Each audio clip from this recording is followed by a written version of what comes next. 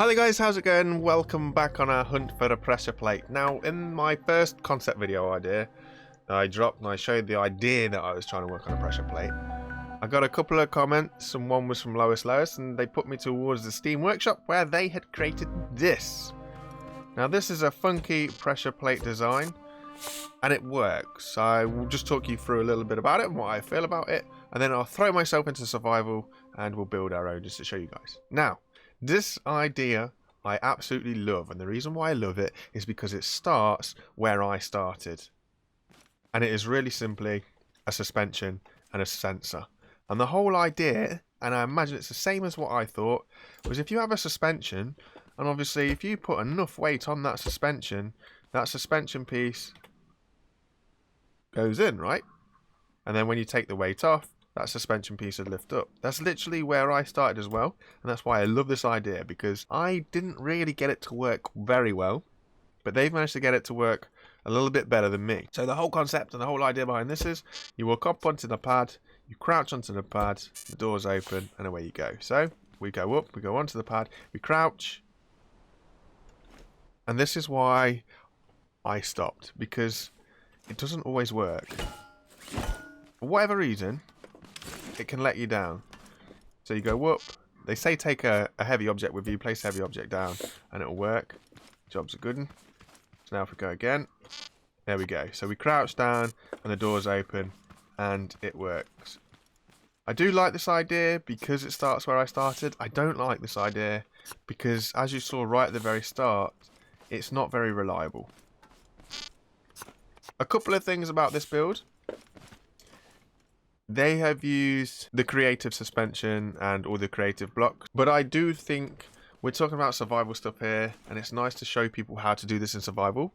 So I will show you how to do it in survival. Before I go though, you'll notice that, again, it's not working. So the couple of things that I would say about this is, one, this thickness here, in the ideal world, we're trying to reduce this, because obviously there's no point in having a pressure plate if all your base is like this kind of ground floor, and then to get in you've got to go up this high just to go down again. I don't know how you guys feel about that. For me, it's not ideal, but you know, you're only limited to buy what your space is. So yeah, things I don't like, it's quite chunky and it's kind of unreliable. You can easily get around that reliability as long as you've got a heavy block with you.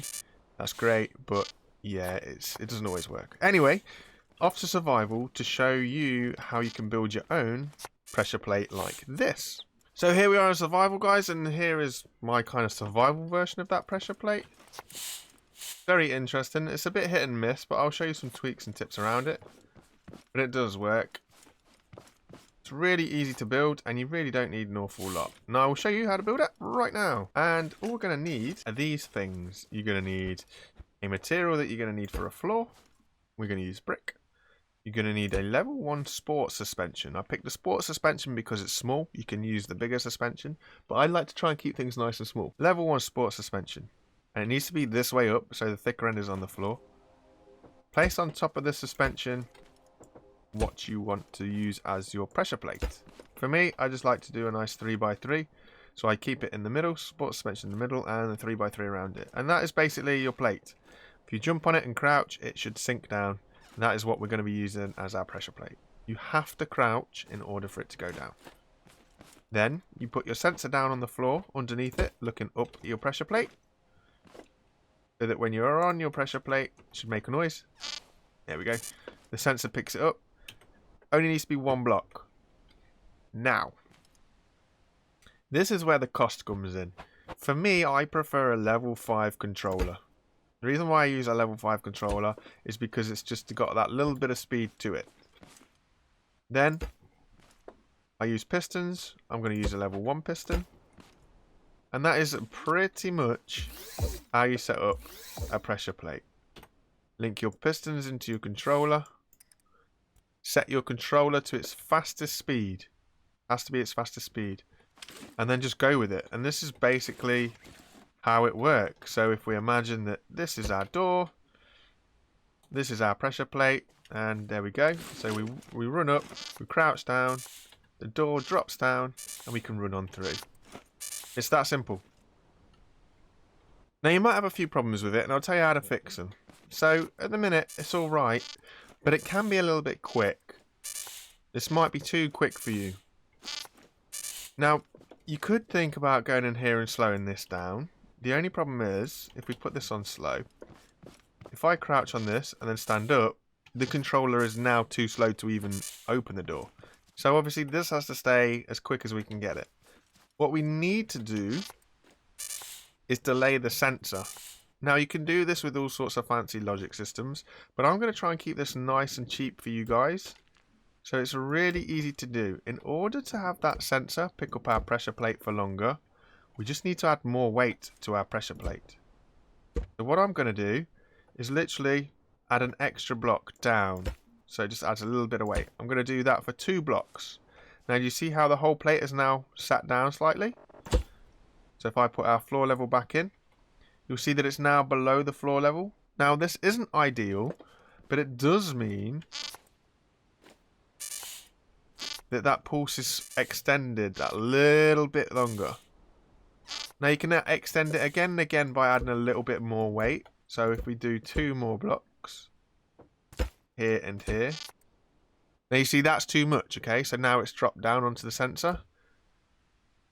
So I'll take one off, give it a whack with the hammer.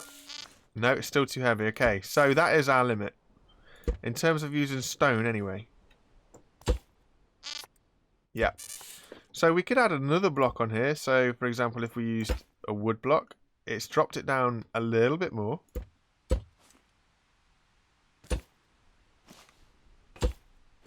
So there you go. So it's dropped it down a little bit more, but it's not gone down enough to activate the sensor, but it will be enough to extend our pulse. So that's nice and easy, nice and cheap, you guys. Now, I would only recommend using this kind of setup for pistons, because bearings, well, bearings are tricky little guys, because they do take quite a bit of time to do anything. So if I build this here, and we build this bearing here. Okay, so hook the bearing up to the controller, and we want the bearing to open. So now if we run up, run the pressure plate, boom. With the amount of weight that we have on our pressure plate, that might be enough for you guys. But if you don't have all this weight on, and you just have your normal pressure plate here, you see how quick that is? You'd never get through there. So the options are there for you. It's a real simple build. If you need a little bit more of a longer pulse on it without using any component kits and expensive parts to buy logic, just add a little bit more weight to your pressure plate. It does, in my opinion, make it look a bit, I don't know, I don't want to say ugly, but you know what I mean? You can see where the plate is in the floor, and I'm not sure that I like that, but it does solve us this problem without using too much logic. Let me know what you guys think. Is it something that you'd rather have the logic so that the plate could sit flush? Or is that a design that is nice and simple for you? For me personally, it's still a bit bulky. I would like to try and narrow this down as much as I can. And I'm working on ideas over here, and I nearly have narrowed it down. But I think we might be 3 might be the most. So this is 4 because we need the floor block, but I think you can do it in 3. I'm really not sure, but let me know what you guys think. Is this an idea that you guys think we should press on with, trying to get everything sorted? Do you want me to try and make it as survival friendly as possible? So by that, I'm talking about use as little logic and, you know, try and use as few component kits as possible. Or do you guys not worry about that? You guys happy to use as much logic and components and whatever is needed in order to make this work and look good? Are we bothered that it's this kind of chunkiness over here? Do we want to get this as small as we can get it? Or are we just happy that it works, you know? What are you guys feeling?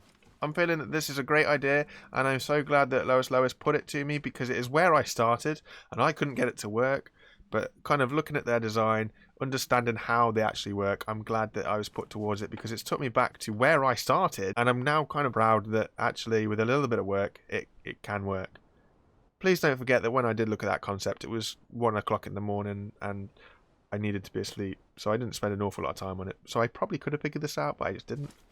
But yeah, big shout out to you guys that help. Let me know what you guys think. Where shall we take this idea next?